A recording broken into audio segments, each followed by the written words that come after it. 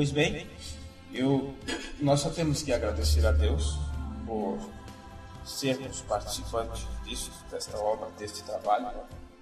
E um trabalho pequeno, e é entre os pequenos que Deus está tocando fogo na seara, porque a palha tem que ser queimada mesmo, tem que ser queimada para sobrar apenas aqueles que são grão, a semente.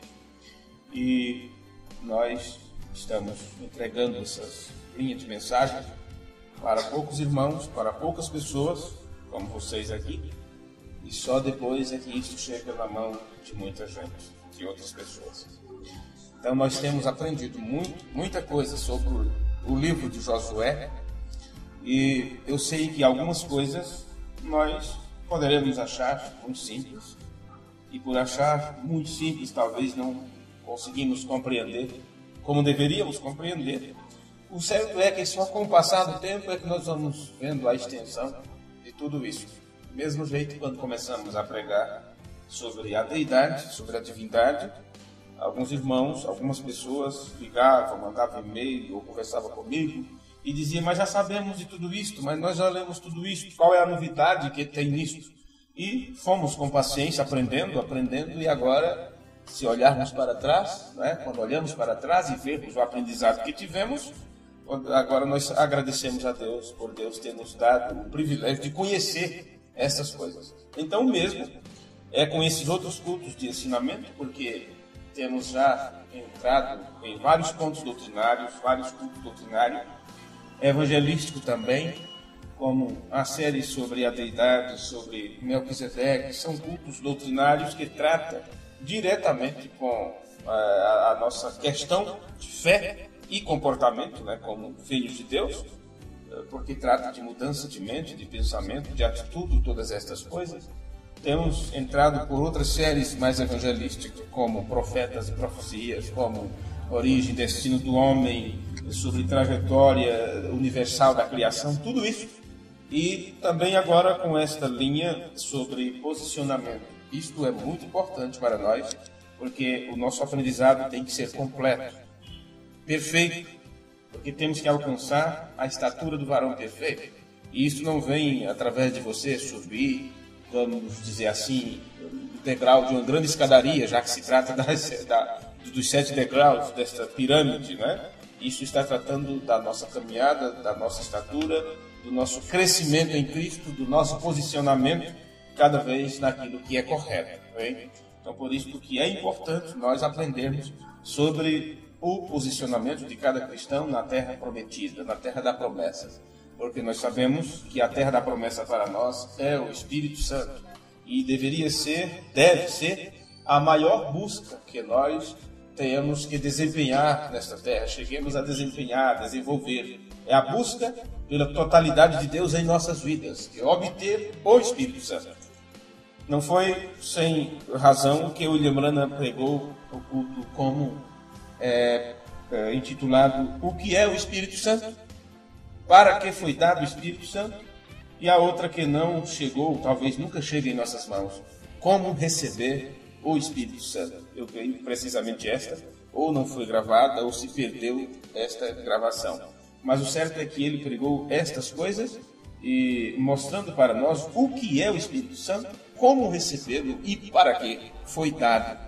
Então agora, nestas mensagens que estamos pregando sobre esta posição em Cristo, tratando do livro de Efésios e do livro de Josué, nós chegamos a um entendimento mais claro do que foi que Deus prometeu para nós, quando estabeleceu esta herança para nós, quando colocou nosso nome no livro da vida, desde antes da fundação do mundo. E Ele mesmo é o selo, o Espírito Santo é o selo desta promessa, que nos sela em Cristo, nos deixa selado por dentro. O inimigo fica selado por fora e assim não poderá atingir a tua mente com alguma dúvida com respeito àquilo que Deus tem estabelecido. Amém? Bem, já que nós lemos no livro de Josué, onde é dito: não temas, não te mandei eu gostaria que vocês abrissem também aí no livro de Efésios, para que possamos entender o paralelo que há nisto, uma vez que o livro de Efésios é o nosso livro de Josué no Novo Testamento. Trata de posicionar as coisas. Então, enquanto vocês procuram Efésios capítulo 6. Eu vou repetir outra vez aqui o que nós lemos, para que você então saiba juntar as coisas. Não te mandei eu, esforça-te e tem bom ânimo. Isso quer dizer, seja valente, seja corajoso. Esse esforça-te é para isso. Isso também significa ponha-se em alerta, para que você fique disposto a fazer algo. Todo mundo sabe que quem tem um dia para enfrentar, um dia de trabalho para enfrentar, e se levanta com aquela preguiça, e se espreguiça, como diz, para lá e para cá, e coça a cabeça, vai ser um dia de tédio, sem muita produção. Mas aquelas pessoas que conseguem, não é, levantar pela manhã, já tomar um banho, já dar uma caminhada para lá e para cá, e despertar, e aquela coisa toda, então ele vai para o serviço com mais força. Se acorda atrasado e está tão frio que não tem coragem nem de tomar um banho, mas se você fizer isto, não é, e já se despertar, você já sai dentro de casa desperto para enfrentar o dia. Mas se você sai dentro de casa ainda com os olhos fechados, meu Deus do céu, é reclamação o dia inteiro, porque você não se esforçou, não se levantou com bom ânimo, com disposição para aquilo. Então, imagine isso. Esse levanta-te, esforça-te, tem bom ânimo, quer dizer, seja valente, se ponha alerta e esteja disposto, porque tem algo para ser feito. E Deus quer que você fique alerta para isso. Então ele diz, não temais, nem te espantes, né? Quer dizer, não desmaies, não fique desmaiado. Eu sou desmaiado sem ação. Porque o Senhor teu Deus é contigo por onde quer que andares. Estas mesmas palavras, Paulo, quando ele passa para nós o nosso livro de Josué, no capítulo 6 de Efésios e o versículo 10, nós encontramos estas mesmas coisas para nós. No demais, irmãos meus, quer dizer, além disso, além do que vocês já aprenderam, irmãos meus, fortalecei-vos no Senhor e na força do seu poder. Vem que é a mesma coisa? Fortalecei-vos no Senhor e na força do seu poder. Esse fortalecei-vos é você se tornar resoluto, resolvido, arrojado, empreendedor e corajoso. Porque, na verdade, Deus não quer ninguém que esteja com medo. E se tem algo que o inimigo procurará fazer com cada um de nós, é nos colocar medo. Medo do inferno. E o Lembrando nos ensina que nós não devemos ter medo do inferno. Só deve ter medo ao inferno quem sabe que vai para lá. Quem sabe que vai para essa prisão. Mas por isso que temos que entender nossa origem e destino. Porque uma vida pautada pelo medo é uma vida de miséria, sem crescimento, sem chegar a posição nenhuma. Você já amanhece com medo, já vai trabalhar com medo de errar, com medo de fazer alguma coisa, e puxa, então você sempre estará dessa forma, amedrontado, então sempre estará de cabeça baixa, com olhares lá para baixo, né? Nunca encarará de frente, nunca encarará as coisas de frente. E já pensou você ir para uma batalha assim? Eu lembro o tempo de pequeno, quando enfrentava as brigas de rua, as briguinhas com os moleques, e os outros insultavam, e vamos, e bate, e ele te insultou, ele cuspiu na tua cara. Esse cuspir na cara era apenas um círculo que fazia no chão e dizia que era a cara um do outro. E a gente não queria brigar, porque estava brincando junto, mas os outros nos incitavam aquilo. Então imagine, para a briga, colocava a mão para trás, não é? Achava que estava mal armado porque fechava a mão, mas a mão para trás, para o outro não ver que a pessoa estava com um murro pronto. Mas e a cabeça baixa? Porque na verdade não queria brigar, não estava pronto para isso. Isso não é posição de ataque. Não é posição de ataque. O inimigo, quando olha, o adversário, quando olha na tua cara, ele já sabe que vai apanhar. Então ele enfrenta para não fazer feio. Mas ele vê que você está ali disposto, com coragem. Agora imagine, se a nossa luta não é contra a carne e o sangue, então pense como é que nós devemos enfrentar os ataques do inimigo. Se você tiver medo, é tudo o que ele deseja que você esteja temeroso. E o profeta nos ensina, no livro das Eras, que Deus, ele sabendo que você tem uma grande luta para enfrentar, um grande problema para resolver, ele disse, a primeira coisa que ele vem, ele chega e te anima. Irmão Brando chega a dizer, é como uma mãe que vai apagar a luz e diz para a criança, olha, a luz vai apagar, vai ficar escuro, mas não se preocupe que eu vou estar aqui. Qualquer coisa é só me chamar. Então, quando Deus diz, não temais, não esteja temeroso, O irmão diz, isso quer dizer que uma grande batalha está vindo pela frente e ele antes está te dando algo como que uma injeção de ânimo. Bem? Então, Deus, para poder dar isto para Josué, colocar nas mãos dele, o orientá-lo, como introduzir o povo na terra da promessa, ele disse, esforça-te, tem de bom ânimo.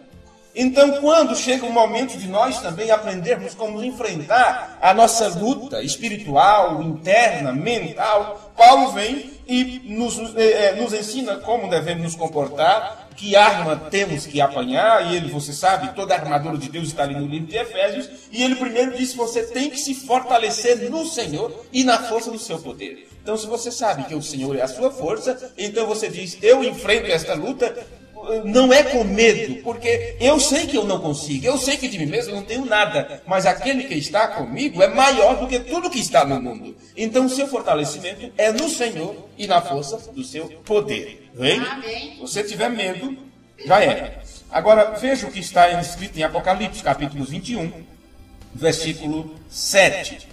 Apocalipse, capítulo 21, versículo 7. Nós encontramos esta promessa. Quem vencer, herdará todas as coisas. Lembrem-se que há 2 cultos atrás nós falamos sobre a herança que foi deixada para nós. E o profeta disse, alguém deixou algo para nós herdar. E você sabe que não é os filhos que entesouram para os pais, é os pais que entesouram para os filhos. Deixa a herança, pelo menos o nome. Né? Pelo menos o nome deixa de herança para os filhos. Bem? Então, aqui nós temos isto. Quem vencer, herdará todas as coisas. Nós não só herdamos o nome do nosso Pai, quando somos batizados, em nome do Senhor Jesus Cristo, mas tudo que é dele, ele disse, é de vocês. Porque é Deus tudo em todos. Tudo só torna-se uma única coisa. Novos céus e nova terra, William diz, os céus e a terra se abraçaram, se beijaram. Tudo torna-se uno. Veja. Quem vencer herdará todas as coisas, e eu serei seu Deus, e ele será meu filho. Mas estes que são filhos, e que Deus diz, eu sou teu Deus, não são qualquer pessoa, qualquer tipo de pessoa. Porque aqui está dizendo, olha, no versículo 8, mas quantos aos tímidos, que significa os covardes, aqueles que se acovardam, que não encaram a coisa, o problema de frente, a batalha de frente, eles agem com timidez e tem covardia para tudo, não é? Tem covardia de falar a verdade, tem covardia de se expor, não é? Como filho de Deus, para dizer eu sou um deles. E vocês lembram o que aconteceu com Pedro? Não é? Por 3 vezes, sendo que Jesus já disse, vai acontecer, você vai se acovardar com isso. Veja que papel horrível, não é? Feio, esquisito. Fazer o que Pedro fez. Depois de caminhar com Jesus por tanto tempo, prometer defendê-lo, até com sua própria vida, por 3 vezes o negou. Não é? E Jesus disse, você vai fazer isso. Então imagine com uma pessoa covarde, uma pessoa que se acovarda, que age com timidez, essa pessoa não terá coragem suficiente de enfrentar a batalha e quanto mais para dizer o que Deus diz, falar a verdade. Não é? Então serão aquelas pessoas que se esconderão com a capa de religiosidade, mas na hora do aperto, na hora de testificar, na hora de provar da sua fé, ou quando vem a prova de sua fé, para saber se você é crente ou não, essa prova não precisa ser, como diziam os nossos antepassados, e falavam sobre os, como é que chamavam? Os caifás. Eles diziam que os caifás, quando chegasse o tempo da perseguição, pegariam as crianças, jogariam para cima e espetariam, né? Com garfo, com espetos e tudo isso. Então eu tinha o maior medo desses caifás, né? Esses caifás e tudo mais. E a gente não sabia realmente quem era caifás, né? Então já pensava em garfo e todas essas coisas. Então, claro, virá um tipo de perseguição durante este período de grande tribulação, onde as pessoas serão provadas, onde elas darão suas vidas. E aqueles que dizem que serem filhos de Deus, serem crentes e tudo mais, rapidamente eles mostrarão sua covardia diante desse grande aperto, desta grande perseguição que virá. Essa é a prova que virá sobre a terra, sobre o mundo, e isto provará quem estava então estabelecido na verdade, mesmo que não foi no rapto, mas no entanto são salvos, e eles darão sua vida, pagarão caro com suas próprias vidas, mas não negarão a fé no nome na pessoa de Jesus Cristo. No entanto, os eleitos e predestinados que tomam posse desta promessa, o Espírito Santo, eles passam também por uma prova. E nós sabemos que é a prova da vossa fé. Você não será provado como serão aqueles que ficarão para a grande tribulação. Aqueles que são salvos, mas que ficarão para a grande tribulação. Os eleitos e predestinados que subirão no rapto, eles terão a sua prova de fé. É a prova da vossa fé que será feita. Isto, não sei se já entramos em detalhes sobre essas questões, mas creio que brevemente entraremos em mais detalhe sobre isto. Então temos que estar bem, vamos dizer assim, bem alertas, bem espertos, bem dispostos, porque constantemente a nossa fé será provada. A nossa fé, ou a nossa revelação, constantemente ela será provada. Por isso que temos que estar sempre alerta, resoluto, resolvido, arrojado, e empreendendo sempre nesse crescimento, nesse aprendizado, corajosos, porque terão aqueles que agirão com timidez. Então, por timidez ou por covardia, não terão coragem de dizer a verdade, não terão coragem de dizer o mal feito que fez, ou se deixou de fazer, e tudo mais, porque essas pessoas se acovardam. E dirão, não fui eu, pai, não fui eu, mas lá no fundo sabe que fez. Sabe que fez, mas pela covardia que tem, por não confiar, porque sabe que não é confiável, então também não confia. Não confia no bom julgamento do pai, porque ele também sabe que não é confiável, que amanhã ou depois vai quebrar de novo, vai dizer que não foi, vai colocar a culpa no mais fraco, no irmão menor e todas essas coisas. Vocês entendem a forma que estamos falando e vocês poderão ampliar isso em vosso pensamento. Pois bem, o que vencer dará todas as coisas, e eu serei seu Deus e ele será meu filho. Mas, quanto aos tímidos, que eu já vos disse que é aos covardes, e aos incrédulos, e aos abomináveis, e aos homicidas, e aos fornicadores, e aos feiticeiros, e aos idólatras, e a todos os mentirosos, a sua parte será no lago que arde com fogo e enxofre, o que é a segunda morte. Porque essas pessoas, eles já morreram, já tiveram suas mortes físicas. E quando eles tiveram suas mortes físicas, aqui desse lado da vida, não é? Eles morreram assim, como pessoas tímidas. Eram covardes, não é? Eles morreram como incrédulos, sem crer, na verdade, como ela é.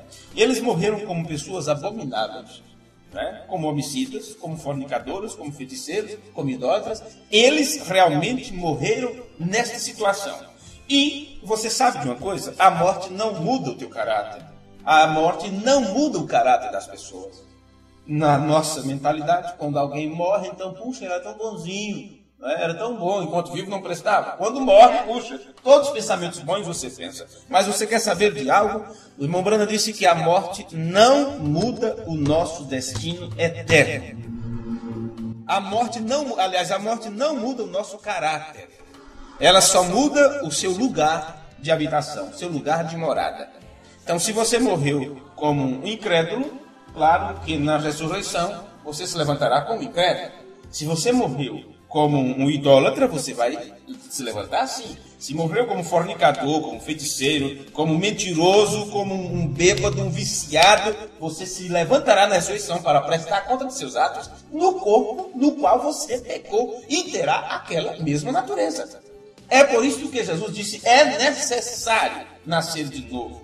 É necessário, é mistério nascer de novo. Porque quando você se apresentar diante do grande Pai, você terá que estar ali com a sua imagem e semelhança, com a mesma mentalidade dele, não a que você teve enquanto esteve aqui na Terra. Por isso, esse constante aprendizado para a nossa mudança de entendimento, de inteligência, de atos e atitudes, todas estas coisas. Mas, meus amigos, então se eles morreram, e quando ressuscitam para serem julgados pelas suas obras, eles ressuscitam nesta mesma situação.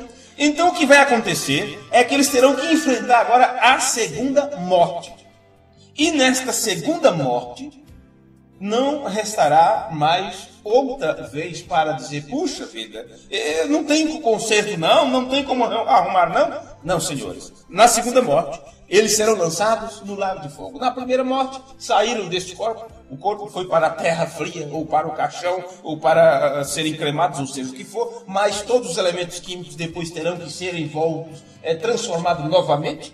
Porque este espírito ou alma que está sobre este corpo, que ficará na prisão, no inferno, terá que se levantar e ter este corpo de volta para prestar conta no corpo que pecaram. Mas quando chegar o momento de serem lançados no lago de fogo, então ali será para uma exterminação, aniquilação total e completa. Não sabemos, como diz o Mombrana, por quantos bilhões e bilhões ou centenas de anos eles sofrerão no lago de fogo, mas o certo é que serão exterminados e aniquilados. Esta é a segunda morte. Mas os outros que foram fortalecidos no Senhor e na força do seu poder, estes podem vencer, porque eles enfrentam a batalha de frente. Então eles se tornam herdeiros de todas as coisas, e a palavra diz, Deus diz, e eu serei seu Deus, e ele será meu filho. Veio? Amém? Então se tivéssemos tempo aqui para lermos agora, eu comento tudo isso e depois entramos então na leitura daquilo que o Mombrana fala sobre esses assuntos. Então você ia ver por que você precisa aprender da palavra, lutar pela palavra, se tornar vencedor pela palavra, porque você é filho desta palavra. Bem, na mensagem, o poder de decisão, o profeta do Senhor disse: agora não seria correto que Deus desse a eles tudo gratuitamente, porque estamos tratando durante esses cultos sobre o possuir a terra da promessa, não é? Sobre se estabelecer em Canaã, que para nós é o Espírito Santo. Então, quando Deus chamou Josué e disse: esforça-te e tem bom ânimo, quer dizer, tem algo para você fazer e você precisa estar desperto, com coragem, com valentia, com destreza para isso. Agora, entenda que chegou o momento deles possuírem a promessa.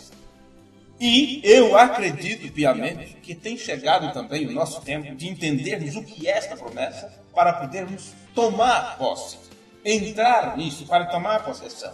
Porque se você saiu do Egito, se você se livrou do espírito denominacional, se você se livrou do conceito humano, da liderança do homem, então saiba, você precisa chegar em algum lugar. Não adianta você simplesmente sair.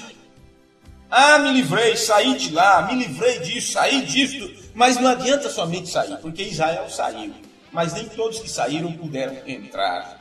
Então o importante não é simplesmente sair, é sair e entrar no lugar estabelecido. Porque você não sai somente por sair para ficar vagando. Você sai com um propósito, de ir para algum lugar. Você não pode ficar sem um lugar aonde ir. Então imagine que se chegou o tempo deles possuírem a terra, então Deus mostrou para eles que tinha uma batalha para ser enfrentada. E é isto que temos que entender hoje. Estamos no momento de tomarmos posse disto que é nosso, mas tem uma batalha para ser travada, porque Deus não vai deixar isto grátis para nós. É o que o profeta está dizendo aqui na mensagem, o poder de decisão. Ele diz: agora não seria correto que Deus desse a eles tudo gratuitamente. Ele lhes deu a terra. Eles tinham que limpar a casa. É a parte mais fácil. Porque imagine fazer a terra. Não é tua. E, no entanto, olha, isso aqui é teu, e é algo de quanto tempo aquilo foi dado para o povo de Israel, e até hoje essa terra está lá, e eles lutam até hoje por aquele pedaço de chão por causa da desobediência. Por causa da desobediência. Se eles tivessem feito como Deus disse para ser feito, da forma correta, nunca eles teriam enfrentado uma luta, uma batalha ali, depois que expulsaram os primeiros adversários. Se você passa depois do livro de Josué para o livro dos Juízes, você vai ver que depois que eles se estabeleceram na terra, ou estamos em Canaã, glória a Deus, esse é o nosso lugar de descanso, estou naquilo que eu sei que eu tenho que estar, mas daqui a pouco servidão sobre tal rei. Veio o rei de tal país e dominaram Israel. Daqui a pouco, livramento através de tal juiz, através de Samuel, através de Sansão e tudo mais. Isso já foi depois de Josué. Você vai observar que cada vez que veio um inimigo e os dominou, foi porque eles quebrantaram a lei de Deus. Eles desobedeceram a lei. Isso significa que depois que você se estabelece na terra, na palavra, no Espírito Santo, qualquer coisa que você fizer fora disso, você estará dando lugar ao adversário vir e te esbofetear e bater na tua cara. E bem feito. E bem feito.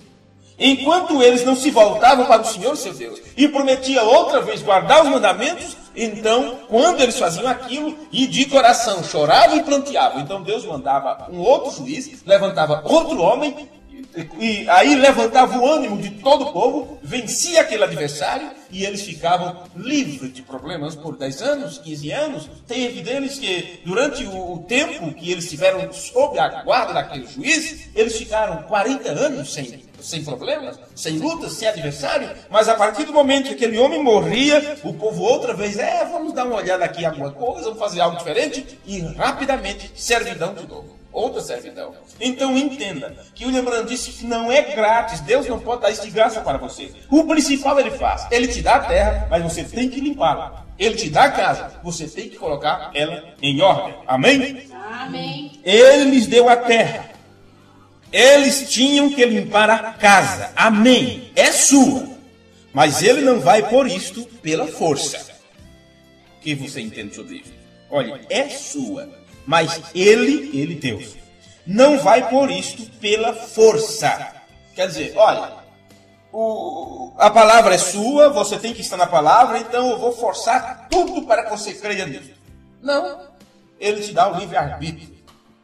Escuta, essa terra é sua e vocês vão entrar lá assim, olha, sem nenhum problema, que eu vou dar um vendaval, vou destruir todos esses palácios, todo o reinado do adversário que tem, e vocês não terão nenhum problema. Não, Senhor, Deus não faz assim. Ele não faz isso pela força. Você que tem que ser corajoso, corajosa e enfrentar a sua batalha. Porque a batalha entre Deus e Satanás está sendo travada constantemente, mesmo o inimigo sabendo que é um derrotado. Mas a batalha entre você e Satanás é isto que Deus quer ver. É isto que Deus quer ver. A batalha entre Deus e o diabo, viste meu servo Jó? Lá os que vi. É daquele jeito, teu servo, empreendedor e tal, porque está tudo bem, tu deste tudo a ele. Agora tira tudo para ver. Então, aquilo, Deus disse, então pode batalhar contra ele. E é naquele instante que vem a prova da fé, da convicção. A prova da convicção. Observe. Você mesmo tem que tomar a terra. Ele a tem dado e é sua. Então levante-se e possua. Aleluia. Bem, é para nós isso. É um esforço que nós temos que fazer. O irmão Branham foi muito enfático quando ele nos explicou estas coisas. Na mensagem As Bodas do Cordeiro, no parágrafo 28, o irmão Branham disse assim: mas isto depende de você. De você. Você tem que fazer algo também. O que vencer herdará todas as coisas. Ou seja, os que vencerem. Ele está se referindo à leitura que fizemos também de Apocalipse 21, versículo 7.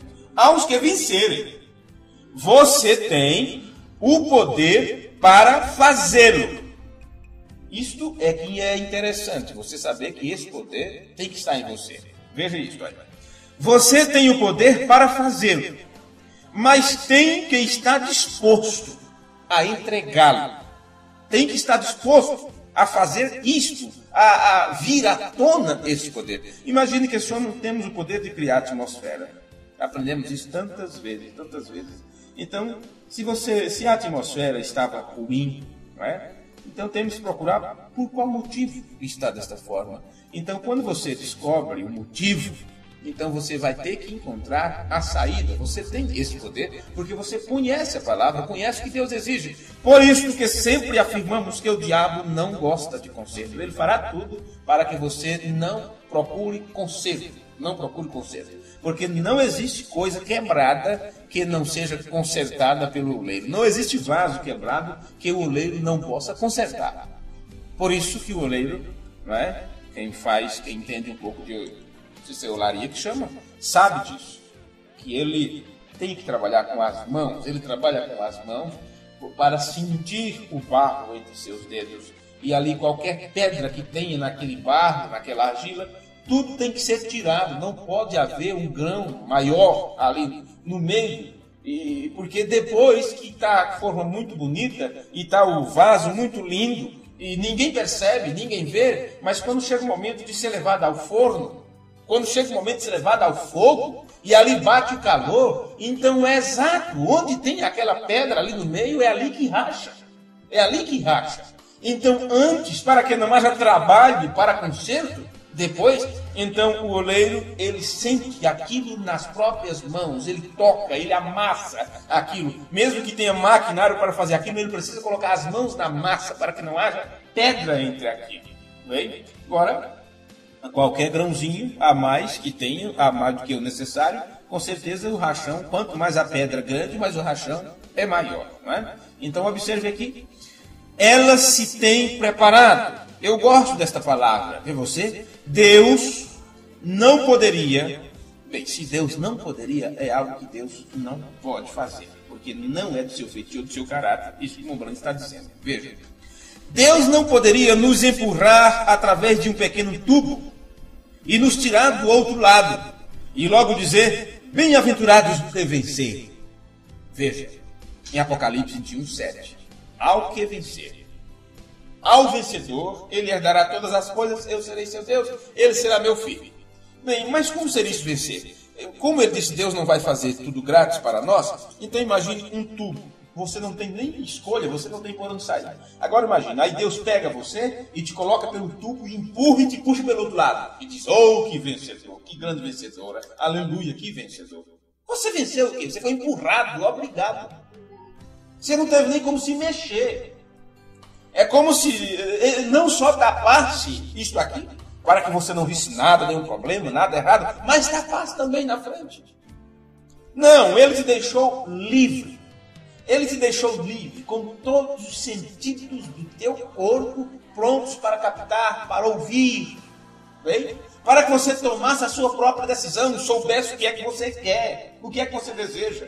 Realmente deseja o céu, realmente deseja a vida eterna, realmente quer viver para a eternidade ao lado desse Deus Todo-Poderoso, então observe, Deus não vai nos colocar dentro de um tubo para que você não tenha nenhum problema, nenhuma dificuldade, para que ninguém te atinja, para que nenhuma tentação chegue a você. Como eu disse, ele não fará isto, ele não vai te colocar pelo tubo, puxar do outro lado e dizer, é um vencedor. Bem?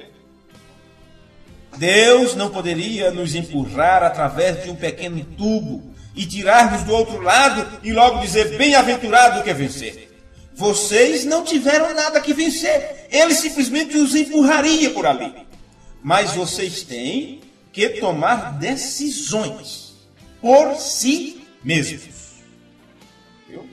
Você tem então que tomar decisão. Olha, eu não quero isso para mim. Isso não é bom para a minha vida. Isso não é bom para a nossa vida. Então você tem que tomar decisões.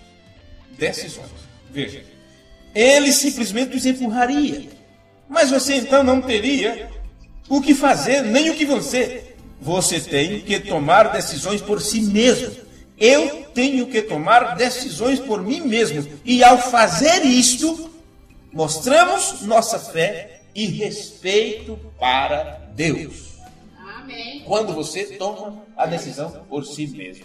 Isso quer dizer, você diz, pelo que eu conheço, pelo que Deus me disse, pela lição que meu pai me deu, pelo aprendizado que eu tive na casa de meu pai, não é assim? Meus pais não ensinavam assim, não é esse testemunho que nós damos? Ah, meus pais não ensinavam assim. Se fosse no tempo do meu pai, isso não acontecia. Então, no lado espiritual é a mesma coisa. Você diz, pelo aprendizado que eu tive, pelo que meu pai me ensinou, pela maturidade que ele colocou na minha mente, eu não vou fazer isto. Então você toma essa decisão. E essa decisão que você toma, apesar de que é você mesmo tomando, mas saiba que é uma decisão baseada naquilo que você aprendeu de Deus. Então, porque se dependesse de você mesmo, você não decidiria pela coisa correta. Não, senhores. O grande diz, pegue qualquer criança, crie da melhor forma possível, ele crescerá e toda a sua natureza penderá para o pecado. É a natureza humana, está nessa situação. Ei? Aí, por isso que você vai aprendendo, vai ouvindo, e aquilo que você ouve faz com que você a cada dia modifique a sua forma de ser, mude o seu jeito, aquilo muda o teu caráter, muda o teu temperamento. Então Deus te deixa nessa situação, e Ele nos deixa na posição de tomar decisão por nós mesmos, porque Ele confia em nós. Porque Ele confia em nós como filho e filha. Aquilo que você já aprendeu, este é meu filho amado, a Ele ouvir. Então veja, o irmão Branham disse que quando eu tenho, e ao fazer isso, quer dizer, tomar as decisões, né, nós mostramos nossa fé. Fé é o quê? Revelação. E esta fé e revelação, como é que você adquire isso? Ouvindo a palavra de Deus. Para você ver que isso não é baseado naquilo que você quer fazer, simplesmente. É através daquilo que Deus colocou em você. O aprendizado que você teve. E lembrando disso que quando você faz isso, isso mostra a tua fé e respeito para Deus. É aquela coisa, tem medo, mas não tem vergonha. Se respeitamos nossos pais, então não vamos fazer aquilo que ele diz que é errado. Vamos tomar seus conselhos. Então, se nós respeitamos a Deus, vamos fazer exatamente aquilo que Deus nos diz para fazer. Porque respeitamos a decisão dele. E é o melhor para a nossa vida. Meu Deus, isso é muito profundo, essas coisas, viu? Pois bem, numa outra citação do irmão Branham, na mensagem Testemunho da Ressurreição de um Menino, quando o profeta do Senhor pregou esse sermão, ele disse: você tem que fazê-lo. Você tem que pelejar por cada polegada de terreno que você obtenha. Olha, o mais difícil ele já fez, nos deu a terra, nos deu a casa. Né? Então agora limpe, tome conta disso. Você tem que fazê-lo. Você tem que pelejar por cada polegada de terreno que você obtenha. Cada homem aqui que tem nascido de novo do Espírito de Deus sabe que você tem tido que pelejar por cada polegada de terreno. Teve que trabalhar com Satanás como se deve. Esse trabalhar com Satanás como se deve, trabalhar, realizar obra, é fazer. Isso são seus feitos. Como você deve trabalhar com Satanás? Como você deve agir para com ele? Porque se ele é um bom adversário, ele é um bom lutador, então você tem que saber como defender-se dele, como trabalhar com ele. Eu preciso explicar de uma forma melhor assim, porque se alguém ouve depois, diz, puxa, ele está dizendo que tem que saber como trabalhar com Satanás. Esse como se estivesse ao lado de, entende? Por isso que eu acho que algumas coisas precisamos rodear também, mostrar outros lados para melhorar a compreensão. Então ele disse, você tem que vencer, lutar por cada polegada do terreno. Tem que trabalhar com Satanás como se deve. Aí ele diz, não é assim, porque ele está falando com irmãos pregadores, tipo como F.F. Bosworth, Tommy Osborne, tantos homens de fé que oravam pelos enfermos, que tinham batalhas espirituais, né, com demônios e tudo isso. Aí ele diz, amigos, isto não é um dia de campo. Porque tem pessoas que dizem, olha, eu deixei o mundo, deixei o lamaçal do pecado, me deixei o Egito, né, e vim para a igreja para melhorar minha vida. Como se viesse para um lugar de recreação. Tudo paz, tudo harmonia, tudo bonito. Os cânticos, os hinos, os glória a Deus. Depois o culto e vai para casa. E pensa que isto é servir a Deus, que isto é cultuar a Deus. O irmão Branham diz, isto não é um dia de campo. Esse dia de campo, você entende o quê? Isto não é um dia de ir para o parque de diversão. Não estamos aqui um dia ao sol com crianças brincando, com brinquedos para lá e para cá. Isso não é um dia de piquenique. Não estamos aqui como numa tarde ensolarada para um piquenique. Ele diz, isto é um campo de batalha. Isto é um campo de batalha. Olhem. Nunca vimos aqui para comer biscoitos e demais. Estamos em uma batalha. Não é brincadeira, viu? Mensagem Testemunho da Ressurreição de um Menino. Não estamos num lugar de recreação, não estamos num piquenique. Quando somos chamados para batalhar pela fé, que uma vez foi dada aos santos, nós estamos para enfrentar o grande adversário cara a cara. E ele virá a você de várias formas diferentes. E muitas vezes, a maioria das vezes, é vestido como ministro da justiça, como um anjo de luz. Você já aprendeu tanto sobre isso. Pois bem, mais uma citação aqui, na mensagem Possuindo Todas as Coisas. Possuindo Todas as Coisas. No parágrafo 59, o irmão Branham disse, Abraão tinha um direito à promessa. Você sabe, toda essa trajetória, estamos falando sobre o povo de Israel, o irmão Branham sempre falou sobre Abraão, porque quando Deus fez a promessa foi a ele. Abraão ainda tinha um direito à promessa, e a promessa era dele. Mas ainda tinha que lutar para possuir aquilo. Amém. Ali está você. Então agora já não é mais Abraão, é nós. Veja, ali está você, o crente hoje, ainda, quer dizer, mesmo que sejamos herdeiros de todas as coisas, observe, ainda que sejamos herdeiros de toda a bênção espiritual, tudo que está nas Escrituras, Mombrana cita aqui, toda bênção física, isto abrange tudo que se possa imaginar do nosso físico, né? A saúde física e mental. Toda bênção que a Bíblia promete, você ainda terá que lutar por cada polegada disto. É seu? É. Você é filho de Deus? Sim. É herdeiro conforme a promessa? Sim. É tudo meu. Mas não esqueça que você tem que lutar por todas estas coisas. Então observe. Veja que coisa isso aqui. O crente para hoje. Mesmo você sendo filho, mesmo você sendo herdeiro de toda a bênção espiritual, toda a bênção física, toda a bênção que a Bíblia promete, você terá que lutar por cada polegada. E ele diz, esta é a maneira que Deus o tem estabelecido. Sempre tem sido deste modo. Você tem que lutar para possuir o que você sabe que é seu. Então, irmãos, a luta não é assim, como Paulo nos explicou. Ele disse, eu sei que eu estou combatendo, mas não como quem não sabe o que quer, combatendo no ar. Não sei se vocês lembram dessa frase. Onde ele disse, eu não combato como quem combatendo no ar, quer dizer, às tontas, dando espadada a ele, sem saber o que está fazendo. Então, você não entra em desespero, você não reclama da batalha, você não pode reclamar da luta, porque você não está lutando para poder ter algo, ou se apossar de algo que é dos outros. Você está lutando por algo que é seu, por direito, porque Deus te prometeu, Deus te deu. Tudo que era dele, ele deu, ele entregou, disse, vocês são herdeiros. Bem? Então a sua luta, a sua batalha nesta terra contra as astúcias do inimigo, não é você lutando por algo que não te pertence. Ou bem, se eu fizer isso, eu vou receber aquilo. Se eu fizer aquilo, eu posso ganhar. Não, senhores, é algo que é teu. Então, por direito, é teu. Então, a primeira coisa que temos que analisar é isto, a minha luta.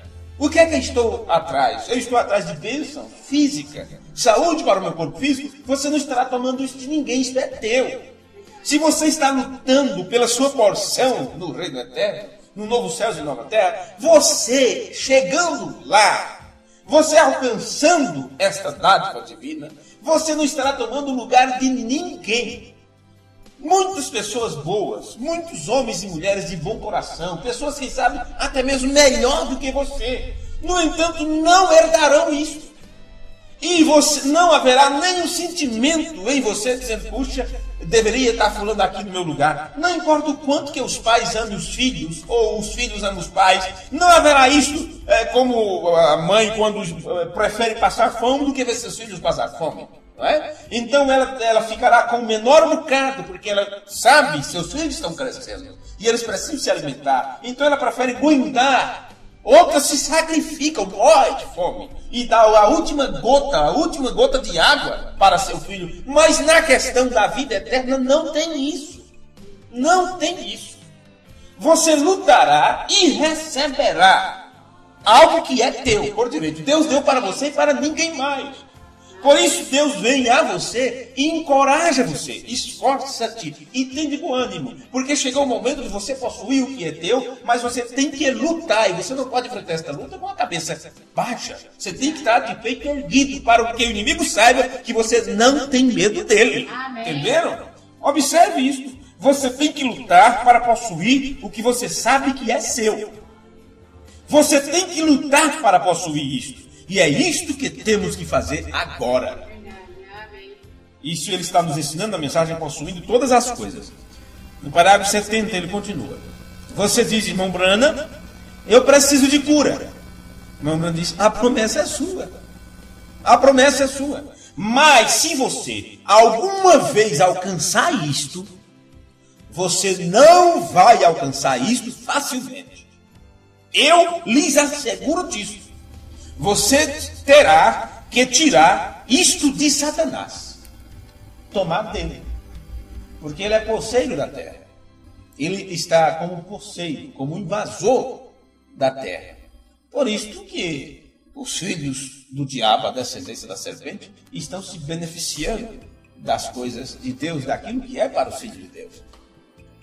E os crentes, os verdadeiros crentes, aprenderam há muito tempo apenas como se defender. Mas a mensagem de posicionamento nos ensina como atacá-lo em seu terreno. Não que o terreno seja dele, mas o lugar onde ele está. O lugar onde ele está. Porque geralmente você tentando, ele vinha daquilo que é teu para te enfrentar, para rechaçar você. E você apenas se defendia. Mas quando se trata de posicionamento, você tem que entrar lá. Por isso, o irmão Branham chamou aqueles que não têm essa coragem de os crentes fronteiriços, que ficam de longe dizendo, é muito bom, mas eu não dou conta. Não, você tem que saber que a promessa é sua, por isso que ele diz, é seu. Você vai lá e enfrenta o adversário lá onde ele está. Observe, eu lhe direi isto, você terá que tirar isso de Satanás. Satanás captura sua saúde. Você tem o direito de ir a Satanás e dizer, devolva isso. Isso não é teu. Tire suas mãos disso. Eu venho no nome do Senhor, o possuidor dos céus e da terra, e sou seu herdeiro. Devolva isso. Você tomou minha filha. Você a fez se misturar com o rapaz errado. Você tomou meu filho e o fez se misturar com a moça errada. Eu os reclamo, correto. Eu reclamo meus filhos. Eu reclamo meu irmão. Eu reclamo minha irmã. Sim, Satanás, você os tirou da casa de Deus. Induziu-os fora daqui. Mas eu venho em busca deles e eu os reclamo em nome do Senhor. Amém. Bem, como você sabe disso? Como você sabe que é seu? Ora, eu sou um herdeiro de todas as coisas. Amém? Foi dado a mim. Eu sou um herdeiro, eu posso reclamar tudo que Deus me tem prometido. Aí está você. Amém. Oh, como você consegue isto? Algo que você tenha feito? Não, Senhor. Este é um dom imerecido que Deus nos tem dado. Amém. Gente, temos que aprender este segredo. Porque a partir do momento que você vai atrás de algo, atrás de uma dádiva desta, a primeira coisa que o diabo colocará em você, colocar é dúvida, timidez, medo. Puxa, eu não posso exigir isso porque eu não estou muito bem, sabe? Eu não estou muito bem, aquela coisa, eu estou fraco na fé, eu acho que se eu for, eu vou ser enfrentado, vou ser envergonhado. Lembre-se disso. Olha, como você consegue algo? Ele disse, não. É algo que você tenha feito? Não. Este é um dom imerecido, nos tem sido dado e é nosso e nos pertence. Vocês lembram daquele caso que Jesus falou sobre o demoniado, que só poderia sair com oração e jejum? Então todos os demônios sabem que está esclarecido na palavra. Então todos vão exigir para ser expulso só se você estiver em jejum. Isso já aconteceu, né? O irmão contou um caso uma vez, que foi chamado para cuidar de uma moça, não sei, ou foi de um rapaz que estava endemoniado, e na hora ele estava em casa com a família, no fim de semana, e da pouco chamaram, irmão, por favor, fulano está nessa situação, e a coisa está brava, está quebrando tudo, e tal, vai matar todo mundo, e o irmão foi lá, às pressas, chegou lá, quando foi expulsar o demônio e tal, aquele bicho esquisito rangiu os dentes e disse para ele, como é que você vai me expulsar com a barriga cheia de macarronada? O irmão disse, não é minha barriga cheia ou vazia, você tem que sair em nome de Jesus Cristo, Satanás. Amém. Mas é brincadeira uma coisa dessa? Não é algo que você tenha feito. Bem? É um dom que ele nos tem dado e nos pertence. Satanás não pode reter isto se você vai a ele. Veja isto, viu? Porque agora não é questão de você apenas se defender. Porque quando você pega Efésios 6, e ali está revestido do Senhor, na força do seu poder. Aí você vai lendo, diz, para quê? Para resistir aos ataques. Então quem resiste não ataca, apenas fica para esperar os golpes, se defender, se livrar. Mas quando a Bíblia diz, tomai o capacete da salvação e a espada do Espírito, esse tomai já não é mais apenas para se defender, é a hora do ataque agora. É hora de enfrentar o adversário. E aqui o irmão Branham está nos dizendo, olha, quando você vai, veja, Satanás não pode reter isto. Se você vai a ele, na autoridade da palavra, é escriturístico, com fé, para dizer, é meu, solte isso. Amém, glória, ó como eu gosto disso. Satanás, solte-o, você o tomou de mim. Devolva-me porque eu estou te dando aviso. Eu tenho o aviso escrito aqui na palavra. Os céus e a terra passarão, mas este aviso não passará. Assim eu venho com este aviso para servir para você, que Jesus Cristo disse que o que quer que eu pedir ao Pai em seu nome, Ele me dará. Amém. Se eu disser a esta montanha, mova-te, e não duvidar em meu coração, mas crer que eu disse passará, eu posso ter o que disse. Então solte. Aquilo o faz arrancar. Ei? Não faça apenas arrancar, faça-o correr. Solte, porque eu venho com autoridade escriturística. Eu sou um crente. Aí o homem diz assim, você captou? Você captou? Sim, Senhor. Sim, Senhor. É simples assim. Porque não é minha autoridade, não é tua autoridade, é o que a palavra te assegura. É uma batalha. Amém. Amém? Irmãos, vamos nos colocar de pé e agradecer a Deus por tudo isso. Estamos chegando aos 50 minutos de culto e creio que é o suficiente para hoje. Quem sabe amanhã continuaremos de onde paremos agora. Senhor nosso Deus, nosso bendito Pai Celestial, nós te agradecemos no nome de Jesus Cristo pelos alertas que sempre tu colocas nesta estrada da vida Glória a Deus. para nos direcionar, para nos mostrar como devemos andar, caminhar e nos portar. Nós não somos nada, nós não sabemos de nada, mas tu sabes todas as coisas. Tu és tudo, tu és a força e o verdadeiro poder. E nós, como teus filhos, sabemos disso. Então, não podemos falhar, não podemos perder esta batalha, porque somos mais do que vencedores através de Cristo Glória a Jesus. Deus. Então, tudo aquilo, Senhor, que o inimigo tenta nos enfrentar em todas as fases das nossas vidas, que ele tenta nos derrotar, sabemos que temos uma segurança eterna e está assegurado em tua palavra que teus filhos jamais perecerão, jamais serão confundidos, jamais serão derrotados. Mesmo quando selam seu testemunho com seu próprio sangue, aquilo não é uma derrota, mas uma vitória. É quando coroamos a nossa vida aqui na terra, nos entregando a ti, pela palavra que tu nos tem dado. Amém. Ajuda teus filhos, tuas filhas, nesse instante, Senhor. Nos entregamos sob os teus cuidados, implorando a tua bênção e a tua misericórdia sobre as nossas vidas. No nome de Jesus, o teu Filho, Amém. nós te pedimos. Amém Glória a Deus. e amém. Amém. Eu amo,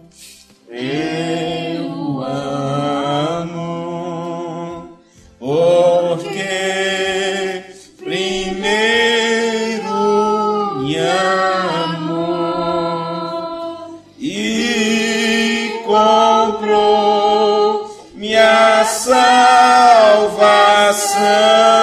salvação no madeiro e no Calvário. Irmãos, Deus os abençoe. E até amanhã, no culto da meia-noite, aqueles que puderem ir, com a graça de Deus. Então, todos um bom final de semana. Muito obrigado pela atenção.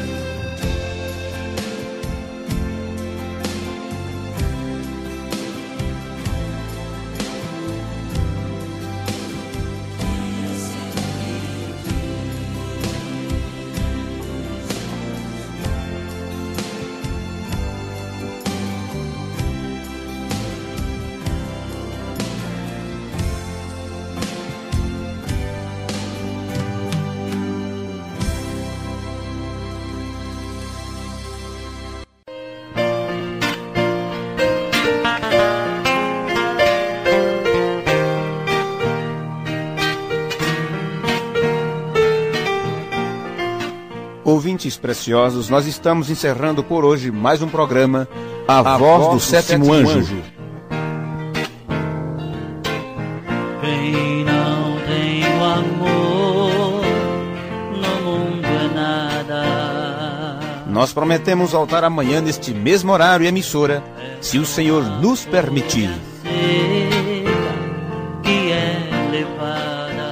Atenção, amados ouvintes, para aqueles que desejam escrever para nós, por e-mail você pode escrever para doutrinadamensagem@gmail.com.